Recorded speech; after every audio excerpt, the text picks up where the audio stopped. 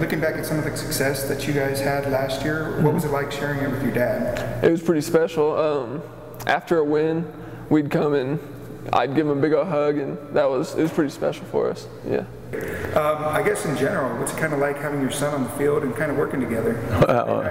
Yeah, it's nice, especially when you got one that's as talented as he is. But you know, it's been great. You know, we had a great first year with him at quarterback as a freshman, and you know that made it even better. But yeah, it's been a great time. So what's it kind of like overall, like in general, just to be the coach's son, head coach's son? I mean, there's a lot more pressure for sure. We butt heads sometimes in practice. But once we get home, it all goes away. He's not a coach at home, so that's nice, and it's a good relationship. What's kind of the feeling like after a game? You look up at the scoreboard, you guys just won. You're making history with your son. What's kind of that feeling like? Well, it's an unbelievable feeling, and you know, every game, like you said, at the end of the game, you know, I'm going to find him. He's going to find me, but you know, it's just been. He did such a good job. He kept his head, you know, on straight through the year, because that's tough to do as a quarterback and as a head coach's son at quarterback. But you know, the kids accepted him, and he led them, and you know, it was a great year. Do you think it kind of helps with communication on and off the field? You know. Yes. Yeah. Me being a quarterback, it's really nice to be able to ask him questions 24/7 at the house or here at the field. It helps communication a lot. Is there a little bit of anticipation to kind of help him out or kind of, you know, coach him on the field? Oh yeah, of course. I coached him in junior high.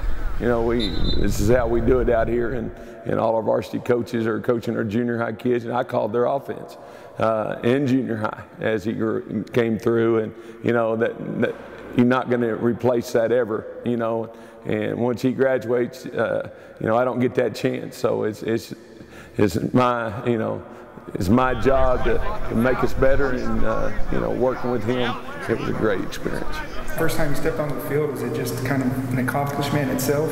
Yeah, it was surreal, because I'd been on the sidelines for so many years, just watching the older teams play, just waiting for my turn, and it was pretty special getting to get out there and play for him finally.